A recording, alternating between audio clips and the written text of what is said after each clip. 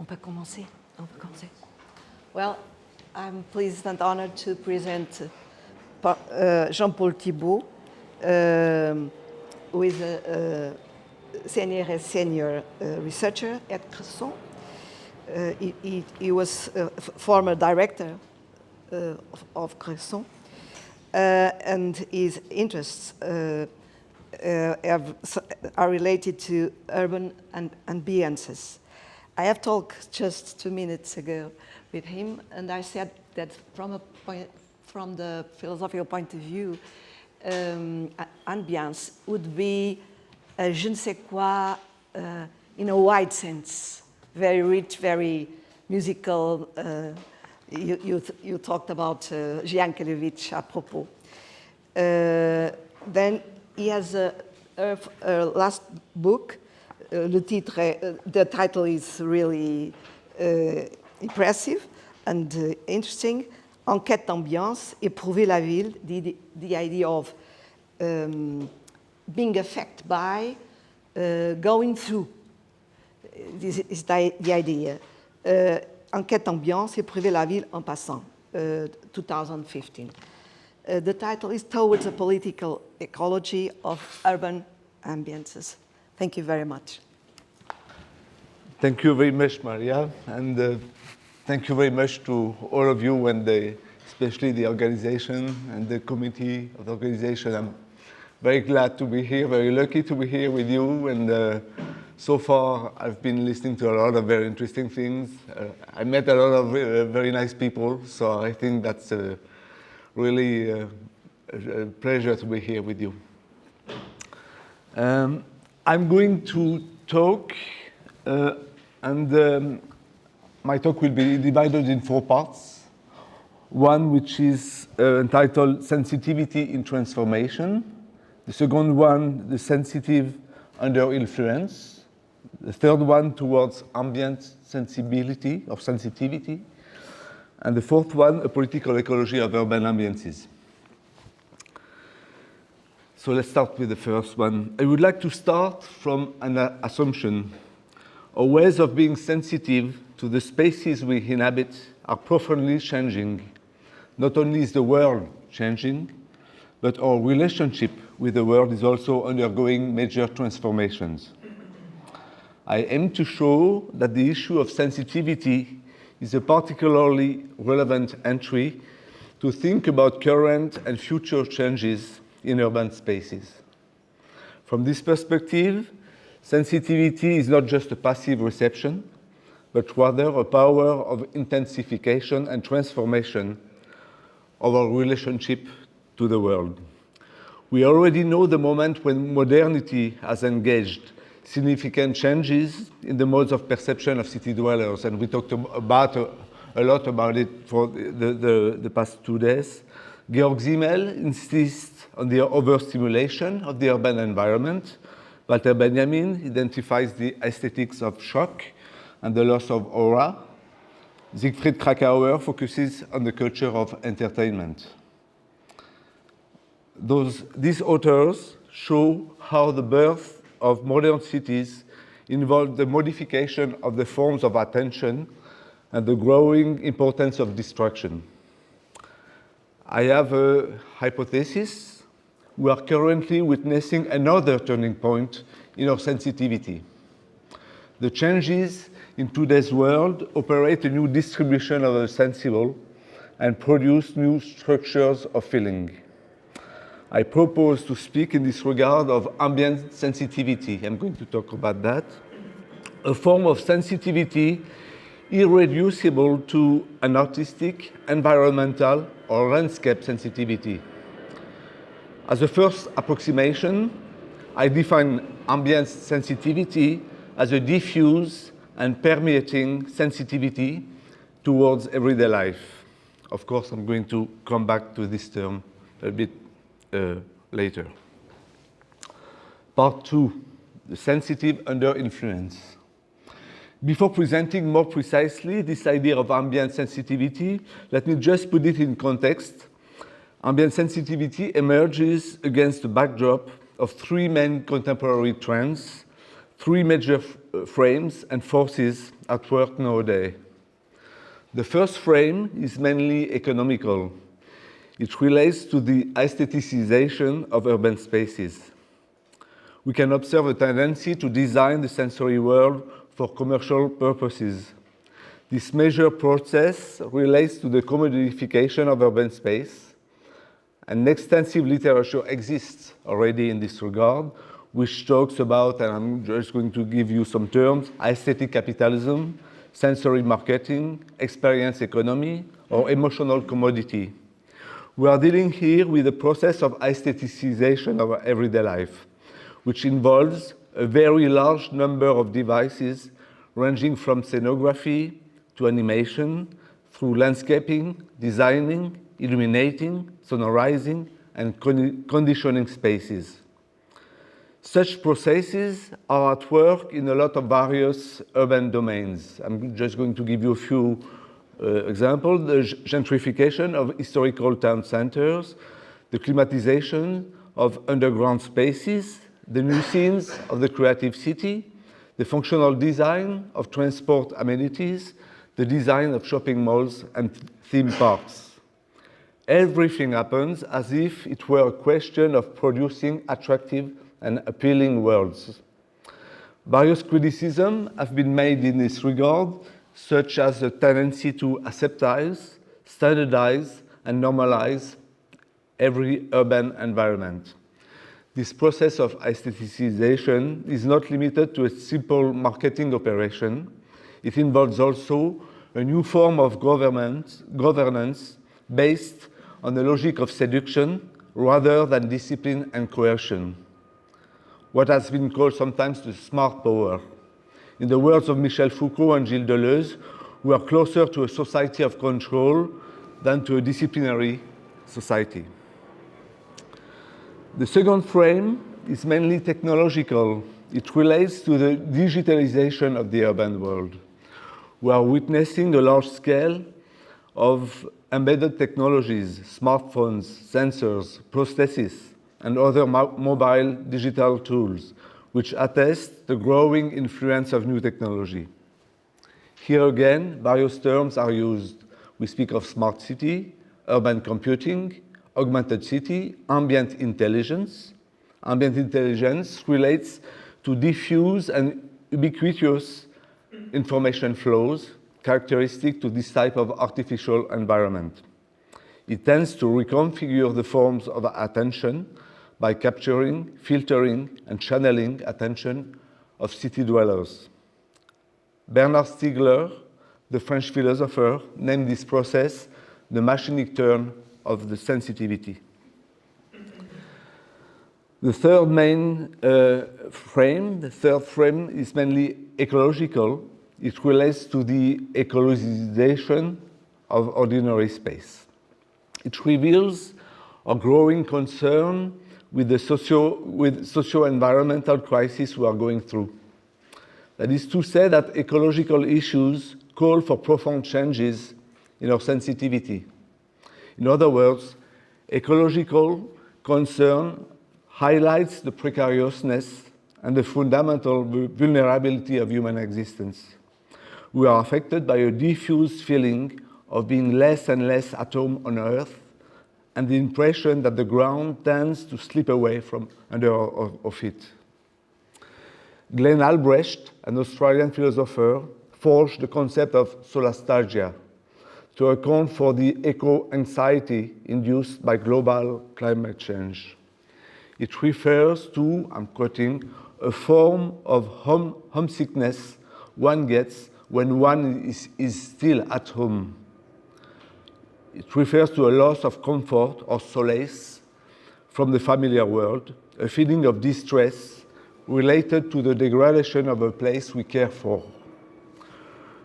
From now on, not only do we acknowledge that our existence is precarious, but we can feel it and experience it.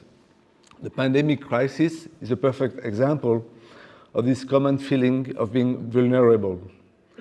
In his philosophy, Peter Sloterdijk developed a whole theory about immunology and atmospheric design as life support. So in presenting these three frames, I just wanted to point out those different forces. There are various diverging forces at play in the transformation of contemporary sensitivity. Jacques Rancière speaks in this respect of the distribution of the sensible, and we talked about right now with Maria's presentation. The distribution of the sensible to emphasize the fundamentally political content of aesthetics. For instance, some of the questions Rancière asks: how are redistributed the forms of sensory experience? How is divided what is perceptible and what is not perceptible? How is defined the common of the community? These questions have a particular relevance to the times in which we find ourselves. They enable to introduce sensitivity as a major feature of current political ecology of urban space. In other words, the ecological crisis is also a crisis of sensitivity. What about if ambient sensitivity was a way to become more sensitive to the diversity and the precariousness of the life worlds we inhabit? Part 3, towards ambient sensitivity. But then, let's address this notion of ambient sensitivity. It seems to me that we are currently witnessing the emergence of a new form of sensitivity that could be described as ambient. And this ambient sensitivity is at the heart of current political ecology, as well as the issue of the distribution of the sensible. The term ambient refers here to two frames of thought. On the one hand, in the French-speaking countries, the notion of ambiance has been developing for more than 30 years. It is close to the notion of affective atmosphere in English-speaking countries. With ambience, it is not only a question of perceiving a landscape, evaluating the aesthetic value of a place, or measuring a physical environment. It is rather a question of feeling ordinary situations, sensing the affective tonality of a place, and experiencing the sensory contexture of social life. On the other hand, in the English-speaking countries, numerous works use the term ambient to re-specify a field of study or practice. I'm just going to give you some examples. We talk about ambient intelligence, as I mentioned before, to think about technology now, but we talk about ambient music, of course, with Brian Eno. We talk about with ambient commons, and an author called Malcolm McCulloch used the term ambient commons to talk about architecture. We use the term ambient media. Paul Roquette used this term in order to reflect on media. We use the term ambient poetic, as Timothy Morton used it to develop his ecology. We use the term ambient aesthetics, as Cheryl Foster used in her aesthetics, and we use the term ambient rhetoric that Thomas Ricker used in his book on rhetoric. Most of the time, using the term ambient is a way to pay attention to the background, to the tacit and the unnoticed features of experience. I use the term ambient to emphasize both the diffuse and the permeating character of this form of sensitivity. I'm going to develop these two things. Let's start with the diffuse. The term ambient emphasizes the very idea of being immersed and plunged in a world. With ambient, we are inside it and part of it. Ambient analogies the diffuse, the pervasive, and the permeating character of any sensible milieu.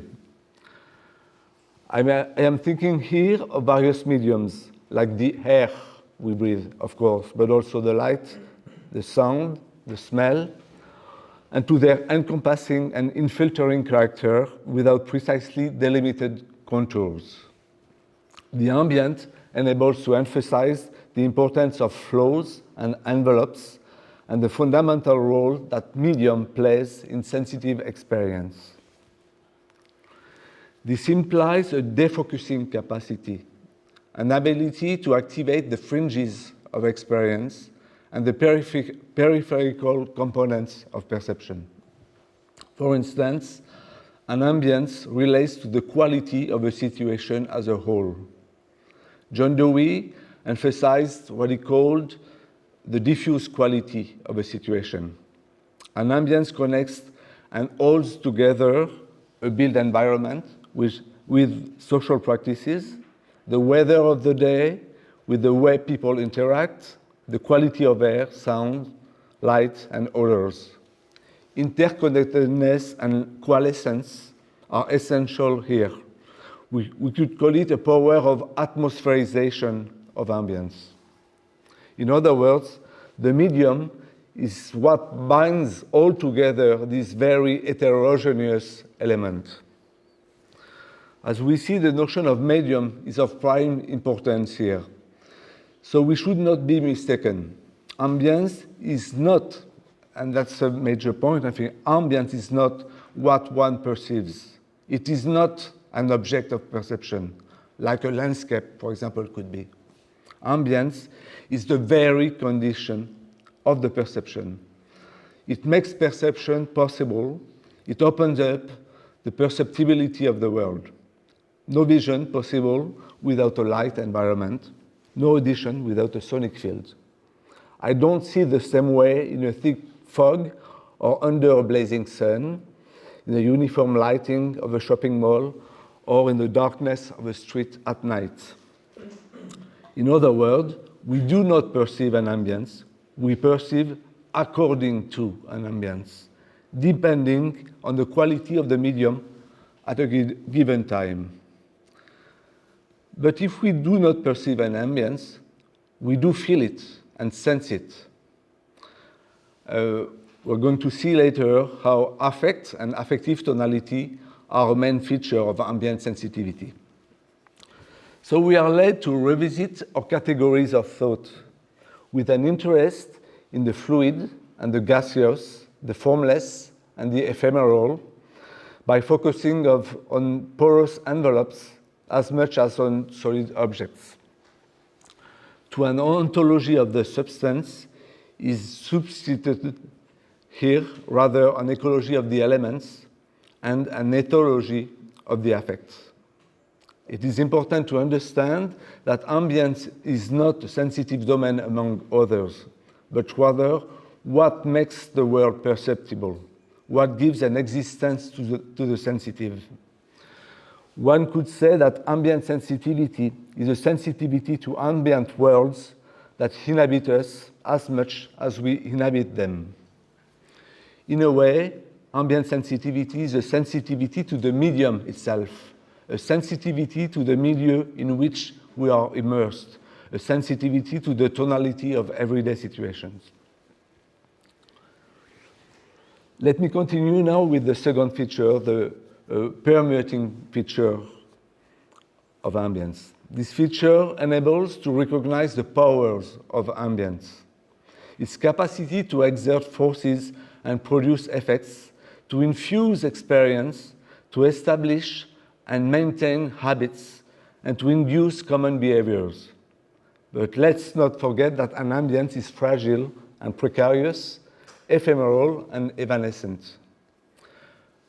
A simple whisper, a teeny gesture, or a quick glance can be enough for an ambience to take hold, to transform itself, or to vanish. It often takes very little for an ambience to lose its consistency and to deteriorate or to alter. But if its existence is never completely assured, this does not mean that it is without effect and without consequences. On the contrary, an ambience only exists in action when it exerts its influence and we experience its authority. Rather than dissociating the cause from the effect, ambience confuses and assimilates them, assimilates the cause and the effect.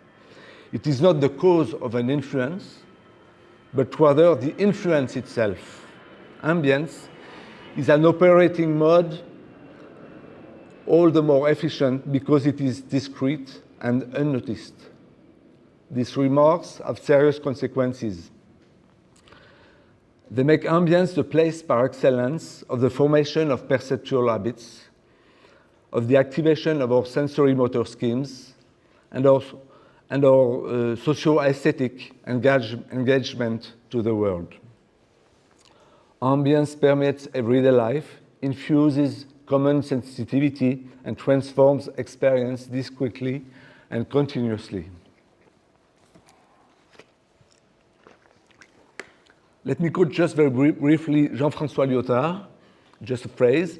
We inhabit a place, a milieu, when our way of being is shaped by frequenting it. Ambience filters what is perceptible and imperceptible. It distributes what is habitual or not in terms of perception, and sets what is to be taken for granted in ordinary experience. Our common ways of sensing and feeling are embedded in everyday life, which frames the order of the perceptible, filters what is to be perceived or not, and traces the blind spot of perception. That is to say that no perception is possible without habits and frames of perception. Ambient sensitivity is an attempt to enlarge the field of perception and open new ways to be sensitive to the world. In French language, we use the word imprégnation to point out the way a specific milieu spreads and transforms its surrounding with low intensity dynamics and molecular phenomena. It involves a continuous process of familiarization with an environment.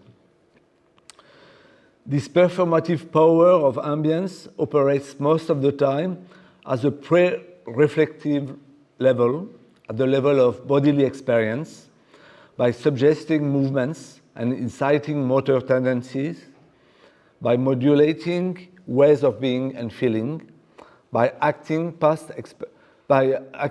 past experiences and involuntary memories.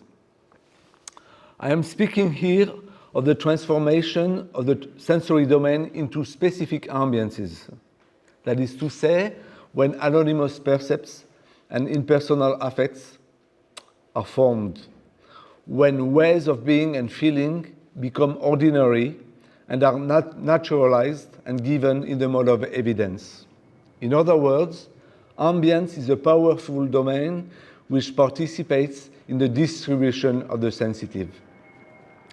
It shows a power of immersion, infusion, and contagion that shapes our body schemes and our very capacity to feel. Just a break.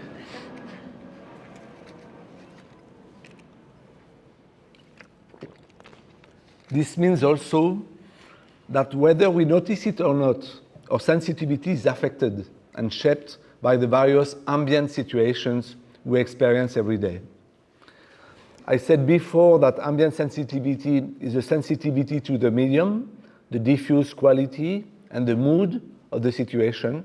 I add now that it is a sensitivity to the permeating power of ambience, to the way ambient worlds infuse and transform everyday perception at a subsensitive level. In other words, ambient sensitivity is hypersensitivity to the nuances of sensitive experience and the threshold of perception. The last part, fourth part, political ecology of urban ambiances. I would like to point out three main aspects of a political ecology of urban ambiances. First one, installing ambient situation. If ambience is basically discrete and diffuse, it is nonetheless framed and channeled. The sensitive is never naked, pure, at a wild state. On the contrary, ambience is always filtered, domesticated, and normalized by the forms of urban life.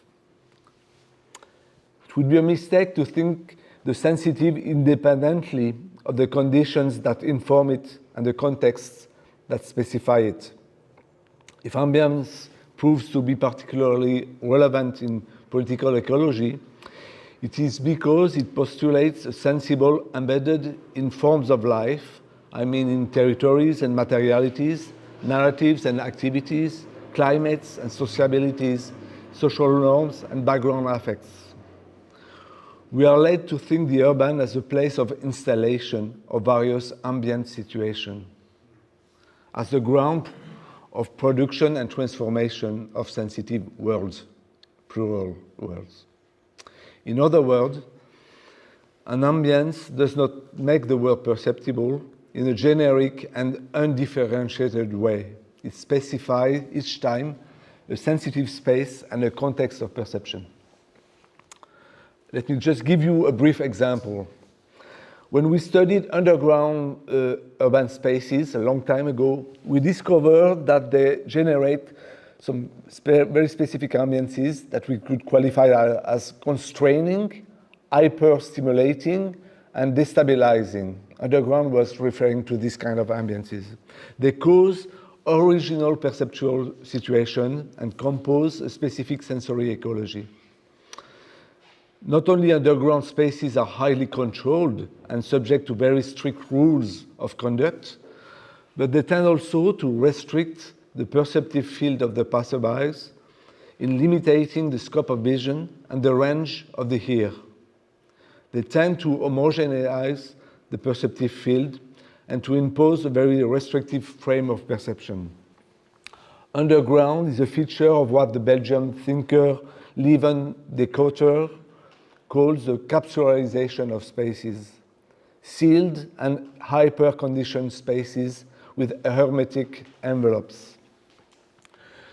This simple example about underground spaces enables to highlight two important ecological issues.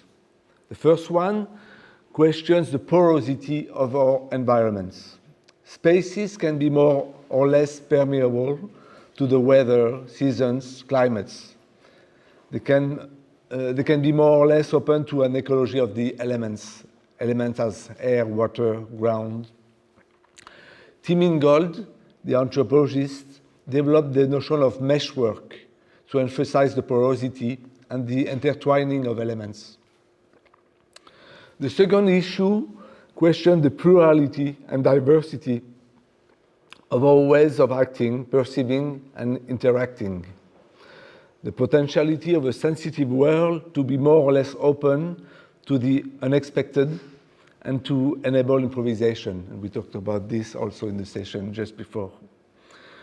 Gregory Bateson, the American anthropologist, called for what he called an ecology of flexibility, which he defines as an uncommitted potential for change.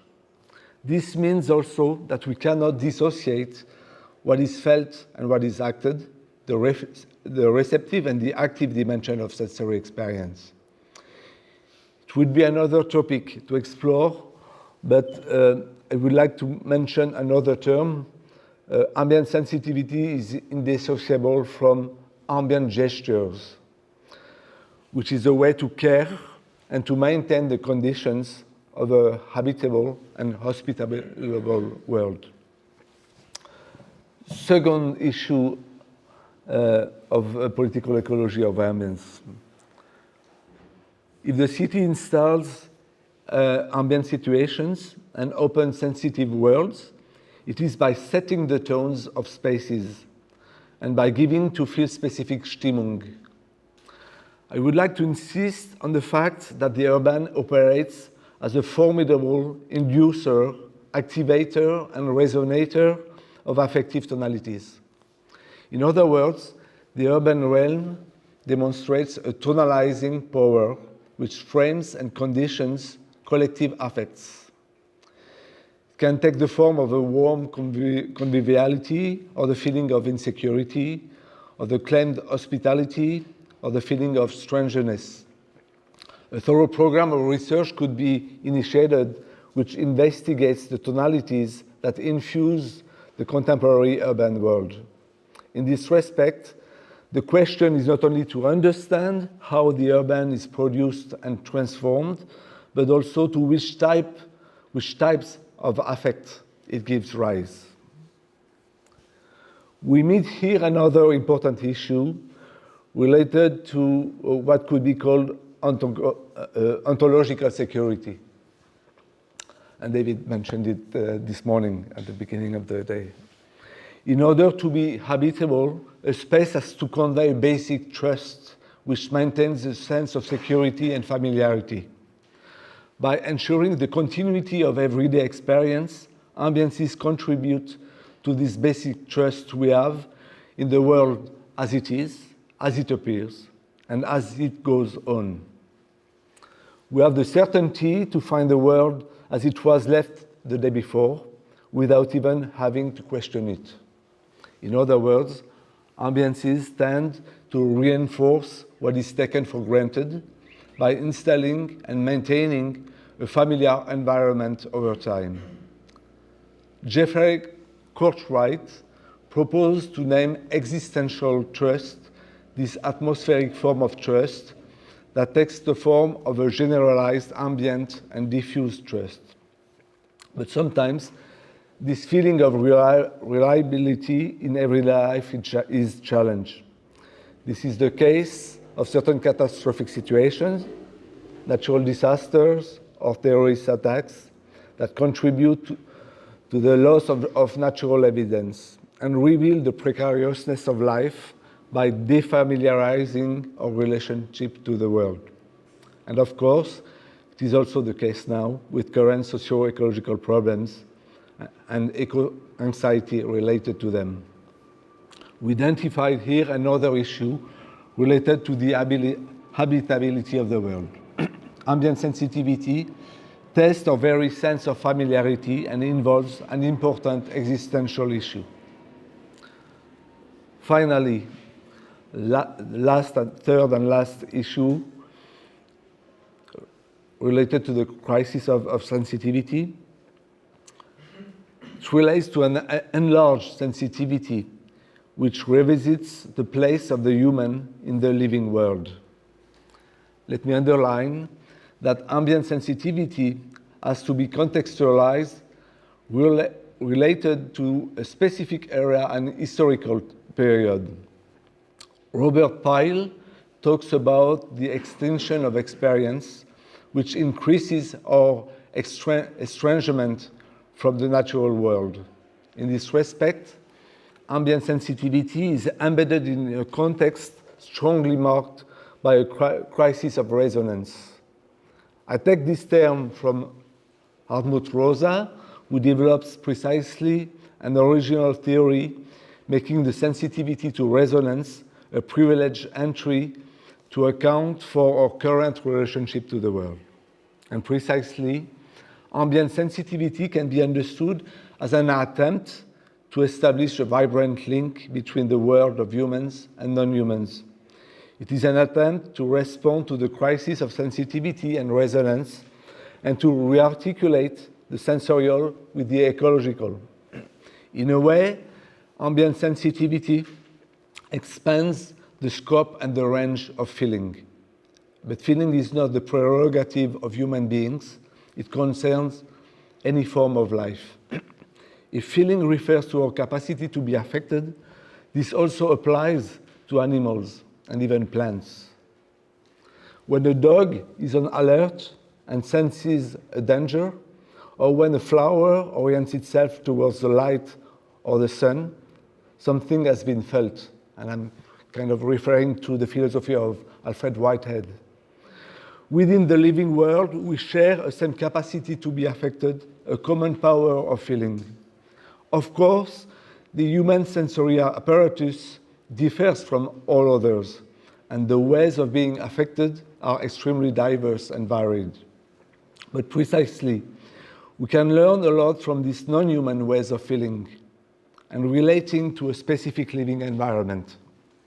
For example, and I'm referring to specific works, for example, how Matsuke mushrooms manage to adapt to precarious living conditions. And I'm referring to Anat Singh, wonderful book on Matsuke mushrooms. Or how living with a dog opens new ways to cohabit and to pay attention to what matters.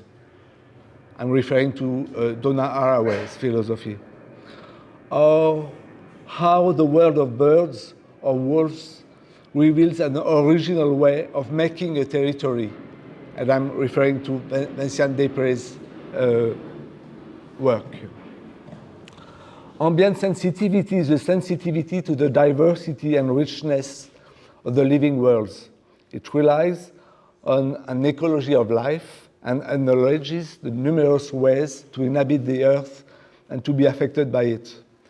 We are dealing here with a general framework that challenges the separation between humans and non-humans, calls into question the distinction between nature and culture, opens the capacity to feel to any living creature, and questions what Alfred Whitehead identified as the bifurcation of nature. A number of questions would be worth to be asked. Is it necessary now, from this point of view, is it necessary to keep human experience to measure the measure of an ambience, or rather to open up to the non-human, to the more than human, to the pre-individual? Another question, how does ambient sensitivity enable a decentering subject? And I was thinking about this question of a decentering subject, the wonderful short paper that Virginia Woolf wrote about being healed. It's a very short essay that describes her experience as being healed, and she shows very well, very precisely how her illness involves a kind of decentering subject of herself. Ambient sensitivity is a form of sensitivity where nature is no longer kept at a distance. On the contrary, it's about letting ourselves be affected, or even exploring new ways of being affected and intertwined with the world we inhabit. Maybe a new affect is to be developed, related to the socio-ecological crisis we are experiencing. This affect is not about melancholy, dread, or denial, but about what I would provisionally call an affect of strange wonder, a mixture of strangeness and enchantment.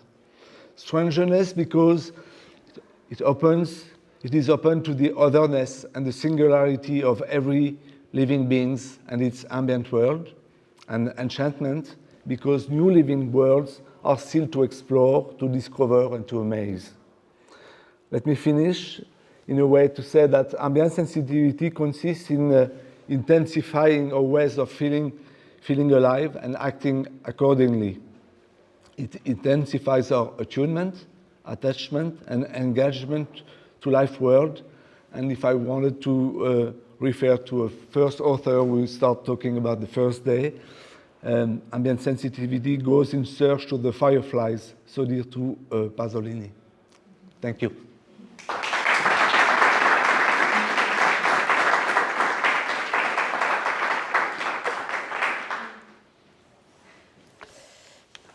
Thank you very much for this really interesting and stimulating talk. And now the discussion is open. Please.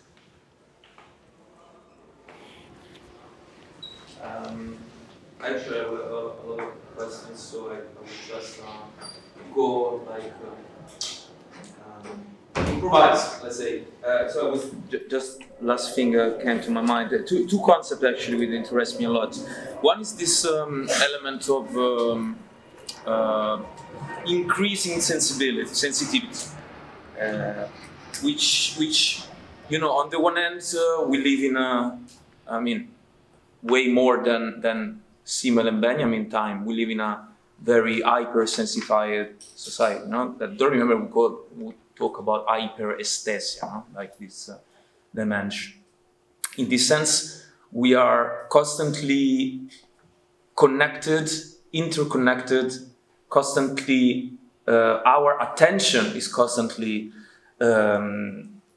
forced towards something, and usually through digital mediation, which is again something that pre-individually construct the ambience constantly. And I'm talking about the mediation between our devices and GPS system and the geography, which happen without us being conscious at all, and is pre-shaping. But we are constantly pulled, an economy of attention, etc. So I'm just wondering, the first question would be how increasing our sensitivity would, if increasing our sensitivity is not dangerous in this sense, and of course, without, and it would be interesting to see what you think about, and of course, without falling into the idea, there is an authentic sensitivity and a non-authentic, which personally I don't believe in authenticity in this sense. And the second question would be the one about ontological security. If ontological security is actually the problem here, not the problem of your talk, the problem of our condition, because it's taken for granted what it is that we need to secure. What are we securing? Our identity, our self, our sense of being individual, and in this sense it's very problematic. And I'm not saying just speculation, because of course, as you know, I imagine, the concept of land was taken by Anthony Giddens, and from Anthony Giddens it was taken by Tony Blair, and everything went a bit astray in exactly in the way in which security has been developed as a urban security, in which the left has become caught with the idea that, security, there is an ontological dimension to security which cannot be contrasted, so we only have to think about contrasting the right-wing way to security politics, etc. But probably the problem was at the beginning that ontological security, it is something that is to be taken for granted, or to me, only if we accept that the ontology behind is not granted. So there are your ontology that you suggest with the political ecology is a very different ontology. So what does it mean to secure an ambience and not to be safe within an ambience? So that would be the two questions. Thank you. Thank you very much for your questions. About the first question, I would distinguish the perceptibility of information, rely a lot on our devices, technological device, but those devices are oriented towards information, from my point of view. Information which is very different from the tonality of the situation we are part. And when I mean the tonality, I mean, and that's one of the main points of the idea of ambience, is that it does not focus on specific object or information. It is basically the tonality of a whole, the affective tonality, or what John Dewey called the diffuse quality. So I wouldn't assimilate those two things, because it seems to me that information goes almost against this idea of being affected by a diffuse tonality, because precisely it focuses on specific things, signals, informations. So we are always drawn to read or to get some more information from our devices, but this prevents us to be more open to what's going on around us and to be more sensitive to the tonality of the situation we are part. So in a way, I would dissociate very much information from one side and the tonality of the situation from the other side. One being very focused, and we are more and more focused on specific devices and information, and maybe it is going against our ability to sense the situation we are part altogether and as a whole. So I don't know if I answered the question. And about the second question of ontological security, for me it refers, it works as if it was taken for granted. I mean, in everyday life, we take for granted this ontological security. I'm not questioning every morning that the world is going to be as it was yesterday.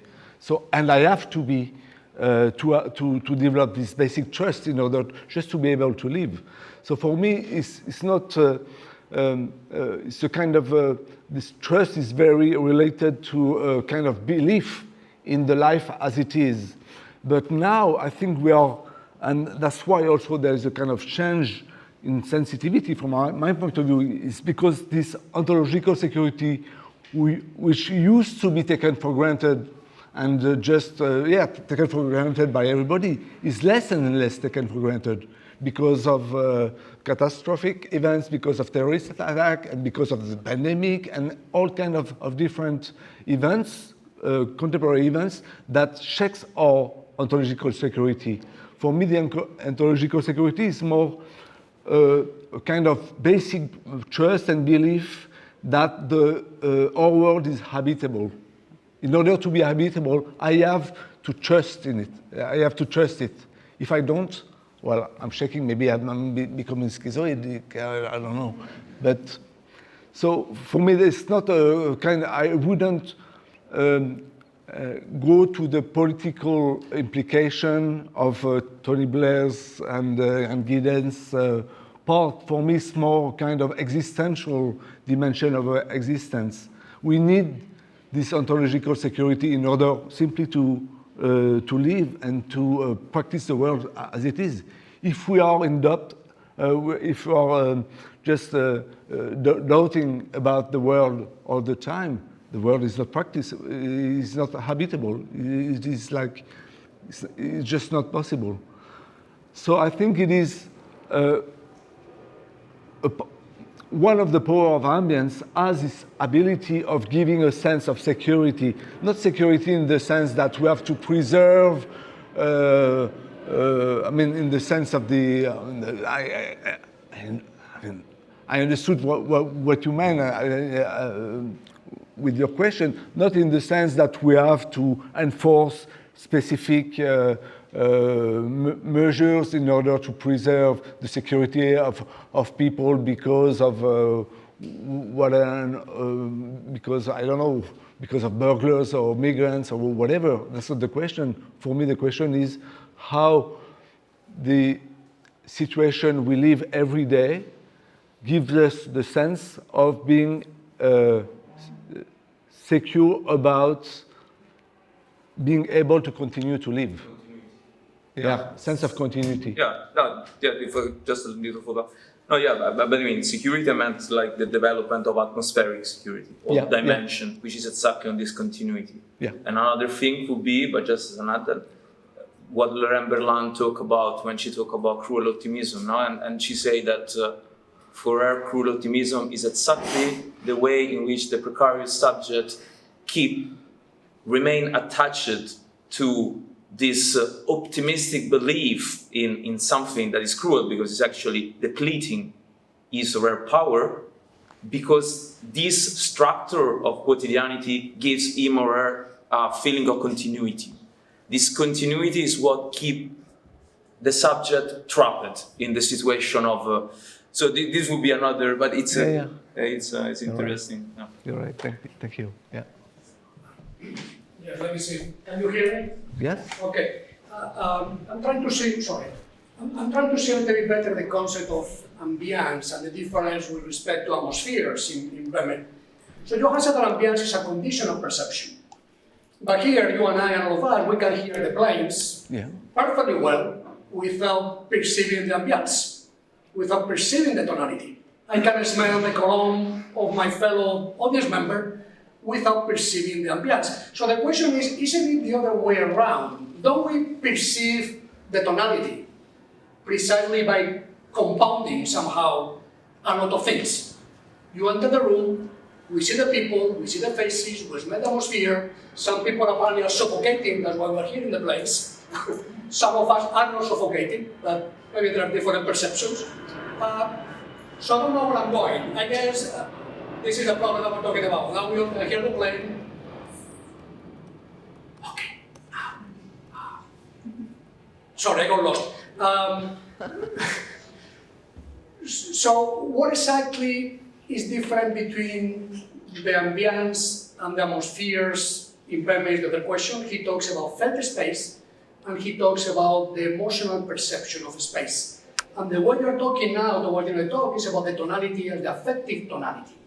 So it's not about the sensible perception, it's about the emotional thing in the air, I guess. The last little thing, just to complete the concept of ambience. How big is an ambience?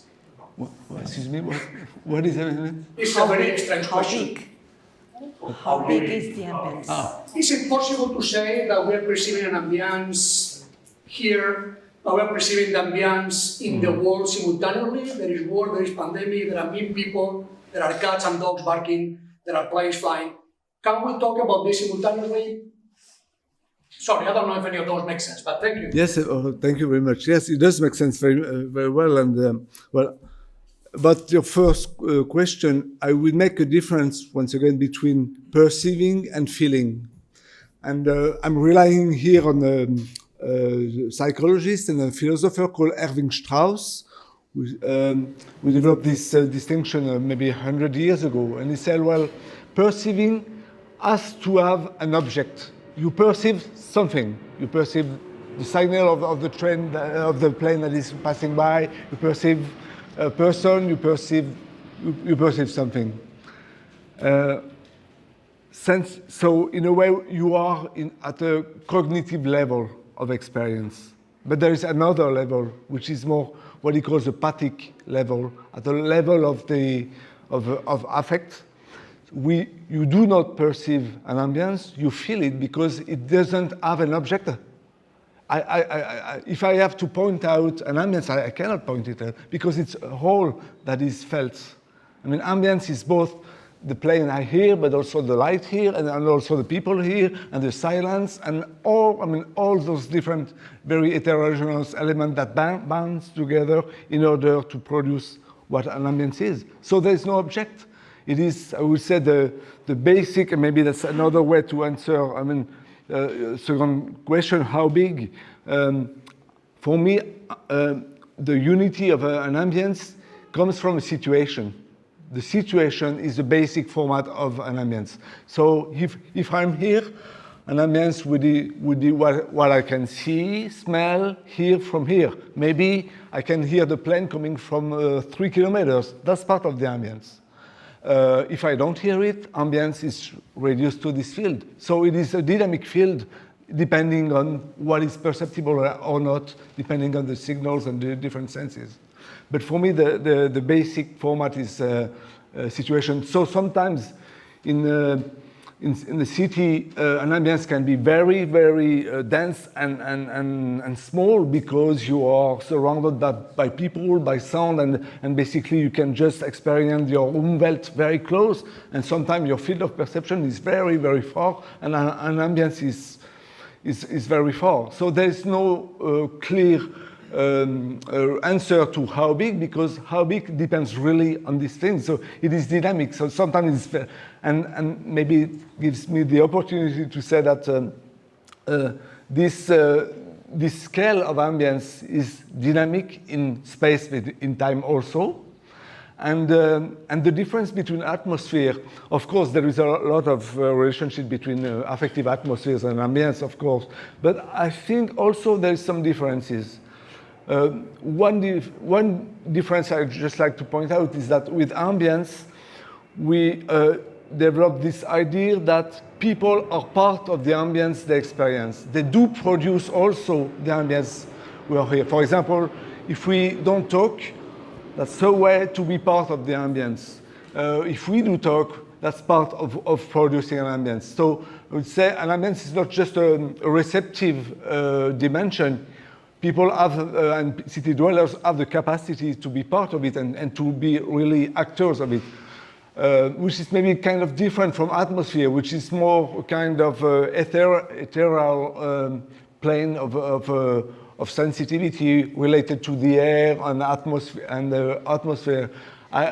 In the different works I read about atmosphere, and there's a lot of things going on this topic, of course, people don't emphasize at all the social, productive, the active dimension of people in the production of an atmosphere. That's not really the question. The question is, how am I affected by an atmosphere? But not how I'm able to produce and to be part of it, which is not the case in ambience. With ambient, there's a kind of a interactive process in between what I feel and what I act. So that will be one answer. More questions? Okay. So I'm an agent in this in certain ways in ambience, right? That's what you were saying? Yeah. Yeah. I'm just wondering, again, you say it's 30 years that you guys in France are talking about ambience. In the last year or two in America, we talk about vibe. And I think that vibe is a good translation, as we were talking about. But I'm wondering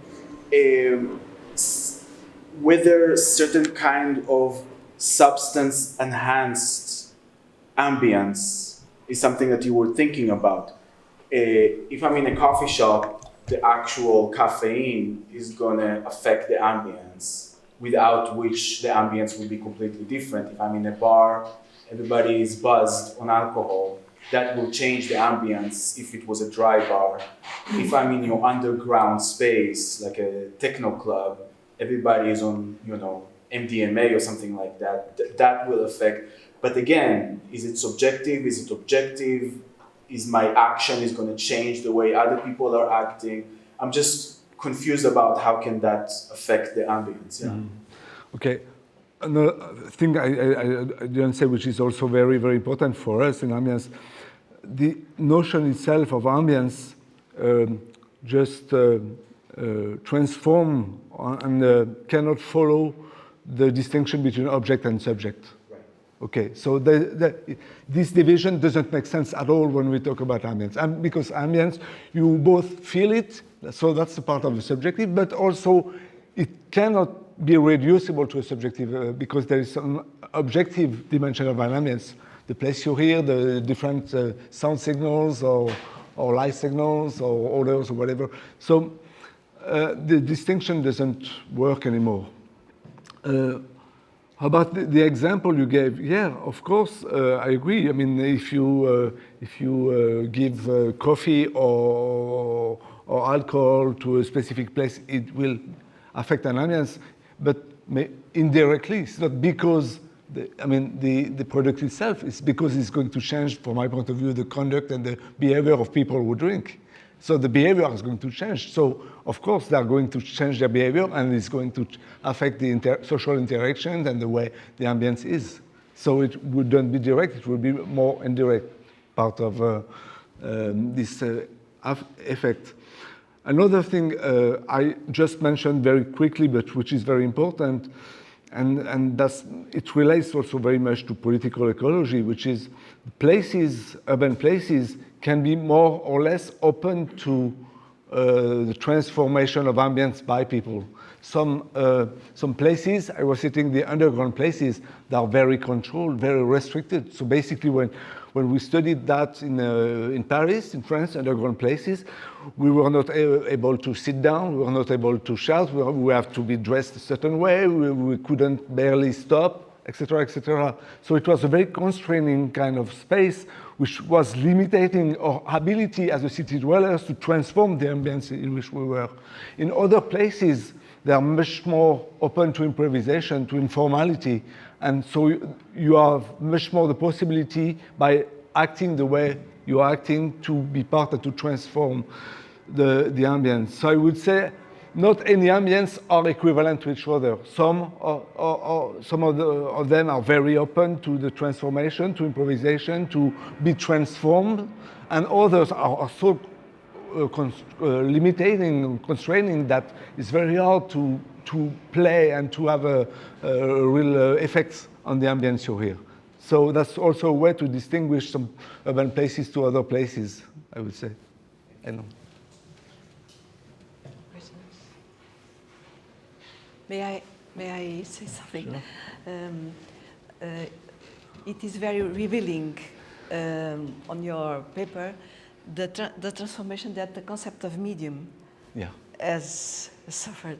For before this use of the medium, we had the informatic, the informational, the formal sense of medium, medium and message, as McLuhan has said. Yeah. And then medium is related to the ancient use, the Greek use, and also, for me, to the Benjaminian use, mix of medium. Language is the medium for him, human language.